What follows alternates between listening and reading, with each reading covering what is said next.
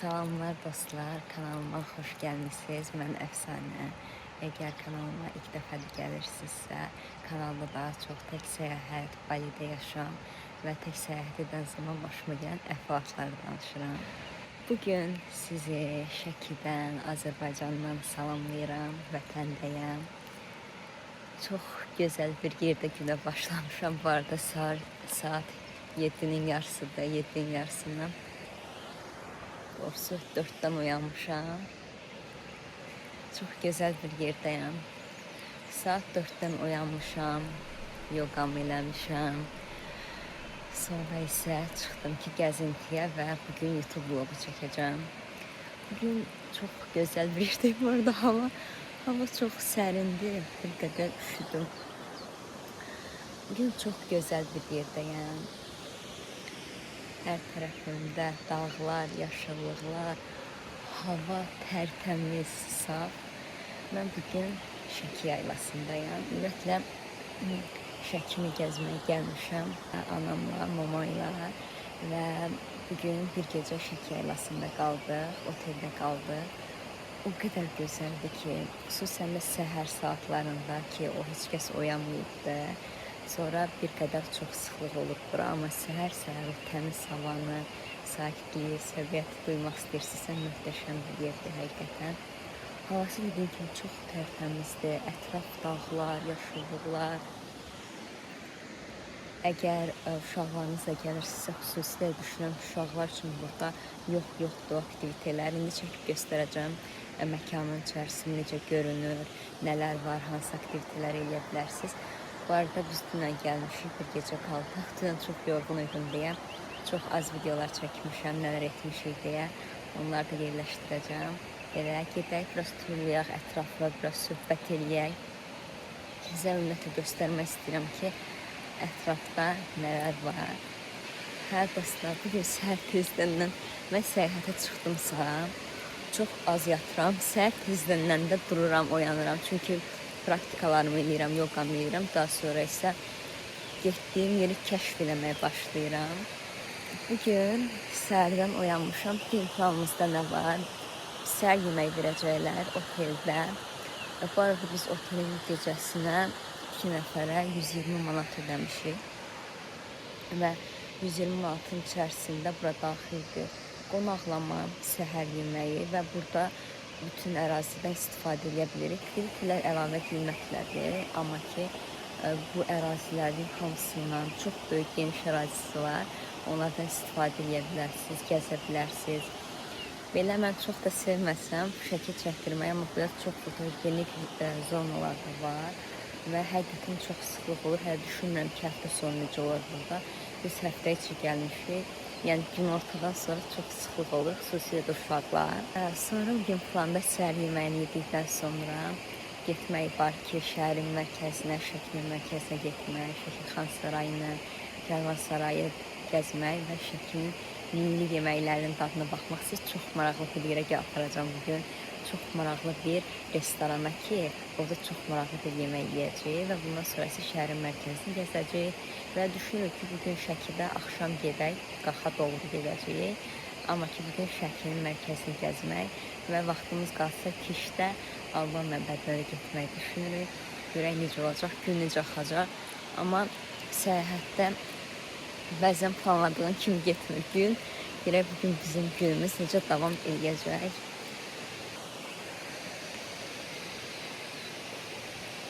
Çünki bu konsept elədir. Özümü tam səyahətçi kimi hiss edirəm bu lookda. Bu arada bu paltarlar böyük bir qismi Pakistandan almışam. Pakistanın fərqli kəndlərindən almışam. Və düşünürəm ki, Şəkiyə də çox yaraşır. Dostlar, necə üşüdüyümü videolardan hiss edirsiniz, bilmirəm. Amma biraz üşüyə çəkirəm. Bədənim hələ silməyibdir çöldə çıxmana. Hava həqiqətən çox sərindir. Baxmayaraq ki, mən qalın geymişəm, başımda papaq falan.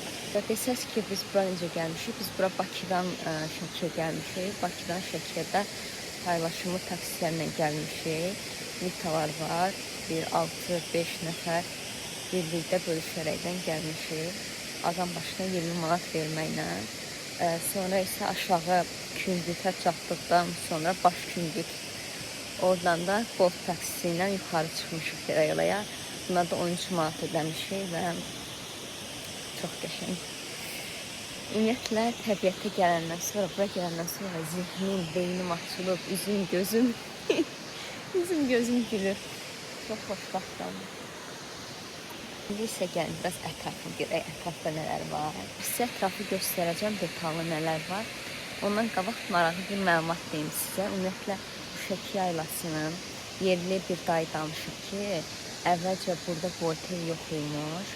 Bu otelin ərsəyə gəlməsi üçün dağların arasından baxıb göstərəcəyim yolu dəliblər, yol açıblar bura və burada bu oteli, bu kompleks yaradıblar. Və ümumiyyətlə Şəki yaylası var imiş əvvəlcə. Sadəcə bu oteli yaratmaq üçün yolları çəkiblər çətinliklə. Çoxsa bura gəlmək o qədər də asan deyilmiş, amma həqiqətən də havası çox təmizdir, çox məsləhət görürəm. İndi isə baxaq görək ətrafda nələr var.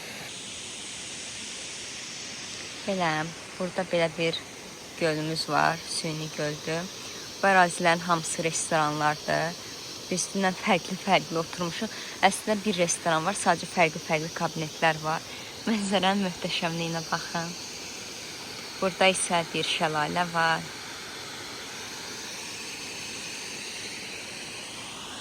Burada yerləncəklər var. Ortadan çay axır.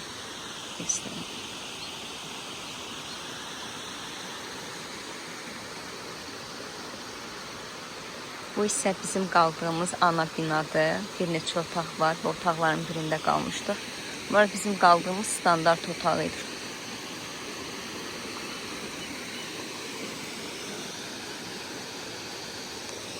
Axşamlar burada dondurma satırlar.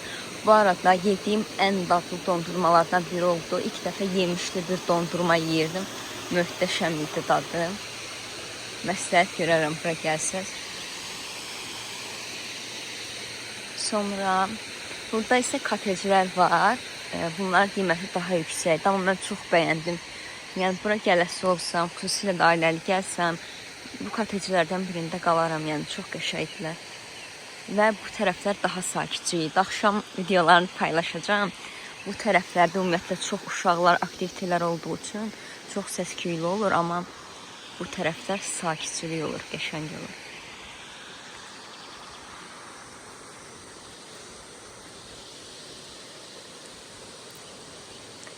Burada isə bizi qarşılayır lavandalarımız.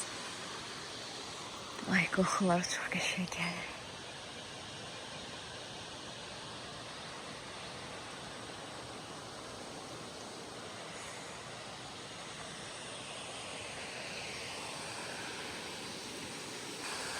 Oysa burada daha çox zipline aktivitesi var. Bir neçə xətti var, 2-3 dənə xətti var burada. Mən istifadə eləməmişəm, çünki yüksəklik qorxum olduğu üçün zipline istifadə eləməmişəm, amma çox sayda insan görürdüm ki, gündən istifadə edirdilər. Burada uşaqlar üçün başqa aktivitelər də var. Göldə katamaran deyirlər, səhvləməmsə. Belə istifadə edərəkdən göldə də vaxt keçirə bilərsiniz. Hər tərəfdə oturmaq üçün restoranlar var.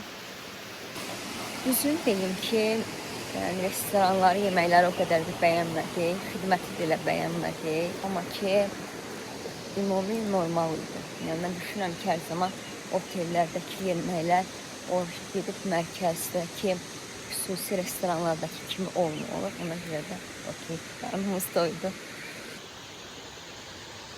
Sonra dostlar, baxın, uşaqlar üçün burada kaçerlələr var, turnik falan var, burada da yeni kaçerlələr var. Burada isə axşamlar açılır, oturub yemək yeyə bilərsiniz. Çox qəşəng olur.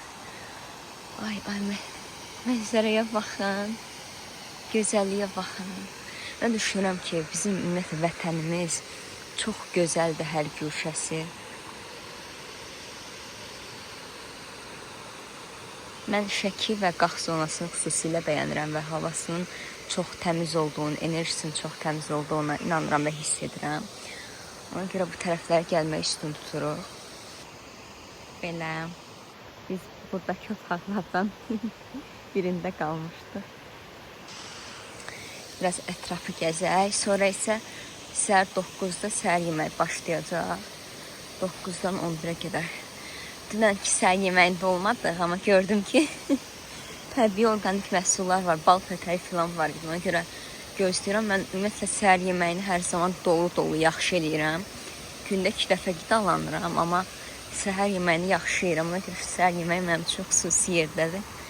Görək necə olacaq səhər yeməklərim.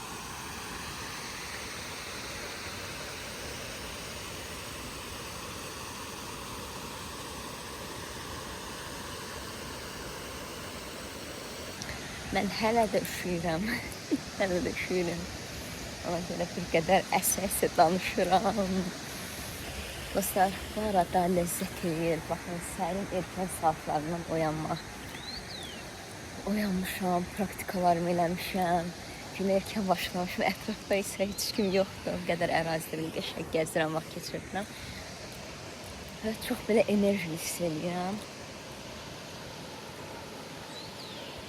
İndi isə gedək daha ağaclıq, meşə tərəflərə.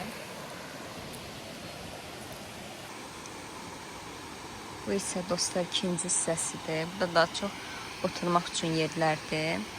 Katamaranlara da buradan minirsiniz. Belə göldə vaxt keçirdə bilərsiniz. Axşamlar çox məsləhət görürəm bu hissələrdə oturmağı çox qəşəng olur. Belə suyun səsi ilə, təbiət mənzərəsi ilə. Bir də ki, bu hissələrdə çox məsləhət görürəm. Gün batımı zamanı, gün batımı izləmək istəyirsinizsə elə çayla falan əla olur o tərəflər.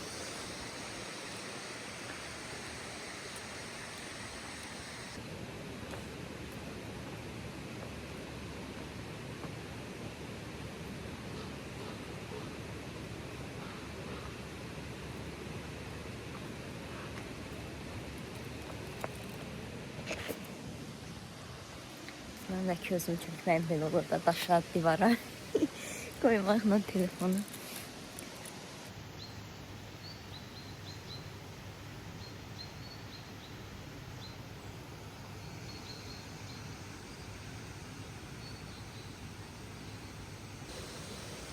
Sonra uşaqlar üçün belə oyun meydançası var.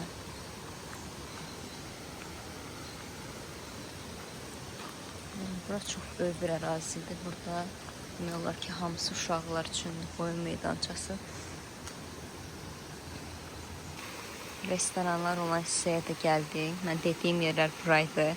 Gün batımını tam belə buradan izləyirsiniz. Axşam çox qəşəng olur. Çaynik çay, şəki halvası tövsiyə eləyərəm burada. Bir də bu hissələrdə çox qəşəng olur. Daha belə gecə vaxtına daha yaxın.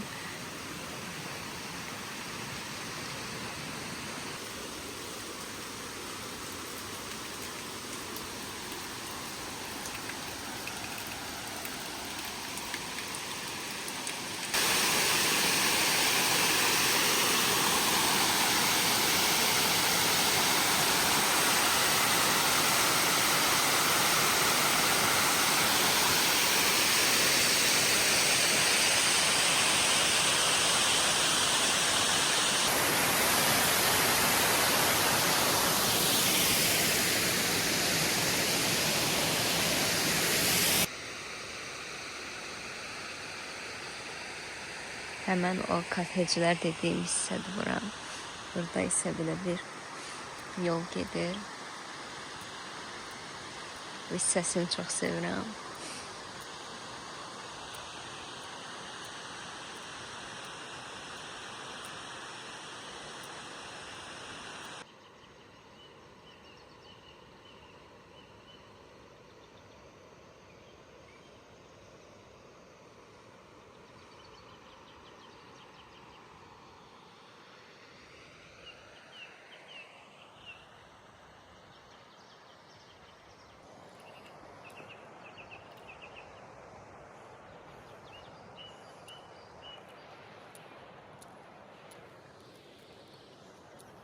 Dostlar, çox yavaş-yavaş gəzdim təbiətdən.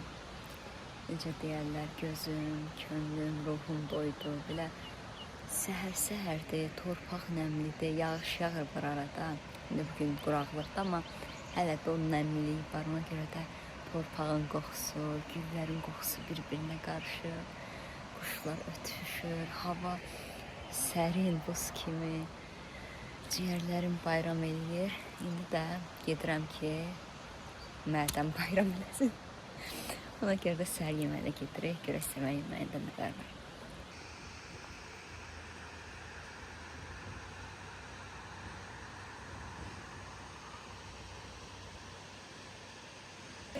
Dostlar, səhər yeməyi çox qəşəng, dolu-dolu görünür. Arada açıq bufetdə nə istəsəz götürə bilirsiniz. Özümə evdə hazırladığım səhər yeməyinin eynisini burada yarada bildim. İndi görək dadları necədir. İsə mənzərəmizdir. Bu arada hətta pətək balı belə var.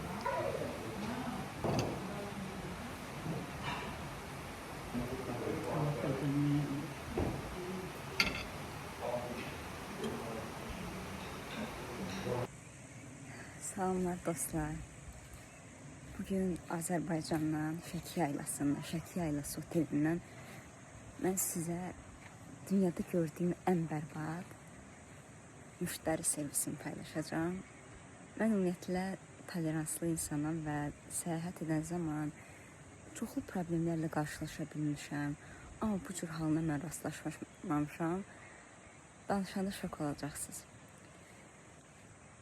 Deməli dostlar, mən səyahət eləmişəm, mən kənd yerlərində də yaşamışam, hostellərdə də qalmışam, bahalı villalarda da qalmışam, hər cür tipli yerlərdə qalmışam və bugün belə bir halla qarşılaşdım. Xüsusilə də özlərini ən yaxşı servisi olan, yüksək səviyyəli yer adlandıran Şəki yaylası oteli haqqında danışacağım. Bir problemlə qarşılaşdıq. Problemimiz oydu ki, otaqda gecə vaxtı burası çox soyuq olur. Biz də isti duş qəbul eləmək istəyirdik və əvvəlcədən bizə demişdilər ki, otaqda isti su var, hər şey qaydasındadır. Biz də ki, ona görə ödənişimizi elədik. Və gecə gördük ki, su işləmir, soyuqdur və bunu bildirdi. Dedilər, düzələr, gözlüyün düzələr və düzəlmədi. Və bizdə də mama soyuq-soyuq duş aldı və səhər çağırmışıq ki, bəs bizə kömək eləyə bilərsiniz, su işləmir, qızmır, elə bir problemimiz var, biz bunu necə həll edə bilər? Deyirlər ki, bu bizim problemimiz deyil, xüsusilə də burada menecer var, Sahil adında, çox kobud şəkildə danışır, çox belə deyir ki, bu mənim problemim deyil, deyir, sən bunu bilməliydin, deyir. Biz deyir, ən yaxşı otelik, bizdə heç vaxt problem yaşam. Deyirəm, və sizdə bu cür problemlər var, mən necə həll edeyim, mən burada gəlmişəm, müştəriyəm, qalıram, mən bu problemi necə həll edə bilmərəm? Deyir, bu cür qalacağın yerdə bu cürdə problem olacaq da. Bu deyir, VIP lüks deyil ki, deyir, sənin tutduğun otaq. Deyirəm, bunu əvvəlcədən denən ki, mən də bilim ki, hansı otaqda qalmalıyam. Hə, deyir, bu cür işləyib, amma bunu dünən gecə bizi saatlarla gözlədib, yalandan bizə deyirlər ki, bu işləyir, gözlüyün düzələcək. Səhər isə deyir ki, burada isti su yoxdur. Və müştəri ilə o cür danışdı. Mən sadəcə şoka düşdüm ki, bu cür servis heç yerdə mən görməmişəm və heç də sizə məsləhət görmürəm. Restoranlarından tutmuş, buradakı xidmət, servisin, çox kobud danışırlar. Adi salam verəndə belə gülərüz insan görəndə adam sevinir ki, salam verdi, problemimi həll elədi, mənə yemək gətirdilər. Hər kəs burada belə deyil, digər personallar var ki, çox yaxşı insanlar da var. Amma müdiriyyət səviyyəsində heç bir problem həll olunmur. Müştəridən ödəniş alırlar, sonra da ki, bu cürdür, o cürdür, mənim problemim deyil, deyir, sən özün deyə bilməliydin, mən hardan bilə bilərəm. Və ümumiyyətlə ki, danışıq tərzləri, belə problemini deyirsən, səndən zarafat edirlər, inşallah deyir, düzələr deyir. Yəni, mən də dedim ki, mən bir müştəri olaraqdan öz rəyimi paylaşacağım sosial medialarda. Təbiətə söz ola bilməz, bu görüntüyə, bu havanın təmizliyinə, bu da ki, təbiətdir də, bu Tanrının yaradılışıdır. İnsan əmək deyil ki, düzdür. Yəni, bu cür təbiəti hər yerdə tapa bilərsən, amma insan əməyi varsa, burada bir servis varsa və servisə görə sən pul alırsansa, sən problemi həll eləməlisən. Müştəriyə deyə bilmərsən ki, bu mənim problemim deyil. Maraqlıdır, sizin təcrübələriniz necə olubdur burada? İkinci məsələ, Mən hər şeyi şəffaf danışmaq istəyirəm. Məqsədim buranı pisləmək deyil, şəffaf şəkildə fikirlərimi bildirirəm. Restoranlarına gələk. Restoranlarda bir servisi neçə dəqiqələrlə gözləyirsən, sənə yaxınlaşsınlar, yaxınlaşanda çox kobud və okey, başa düşə bilərəm, insan sayı çox ola bilər, servis biraz gecikə bilər, amma yenə burada da sənə kobud danışırlar, sanki sənin səhvində hər şey. Yəni burada servis mən yox, sən gəlmirsən, elə belə qalırsan burada. Yəni mənim problemim deyirlər və yeməkləri ümumiyyətlə aşağı keyfiyyətdədir. Saatın birinin içərisində toyuq köhnə idi. Mən bunları məsələn bildirmirdim. Yeməklər soyuq gəlir, çay soyuq gəlir. Biz bunlara göz yumurduq. Okey, ola bilər. Amma mən bura pul ödəmişəm və servis alıramsa və sən servis vermirsənsə, müştəriyə deyirsən ki, problem sənindir. Sən necə bir yerası işlədirsən, sən necə müştəri servisindən danışırsan və deyirsən ki, mən bura ən yaxşı oteliyəm, bizdə bir problem yoxdur, problem deyir sənindir. Ümumiyyətlə, bu kimi hallar olur. Müştəri rəylərini mən oxumuşdum ki, ümumiyyətlə, servis çox kobuddur, yaxşı deyil. Bilirəm və sizin rəylərdə bunu görmüşəm və deməli bu kimi hallar var. Bir yalandan yazır deyir, hər kəs deyir, biz deyir möhtəşəmik. Yalan deyir, yazır. Bilirəm, müştəri əgər bir problem qeyd edibsə, deməli narazı qalıb. Deyir, yox deyir, hamısı deyir, yalan söhbətlərdir deyir. Biz ən yaxşısıyıq. Yəni, eqonun pik elədiyi səviyyəni göstərmək istəyirəm.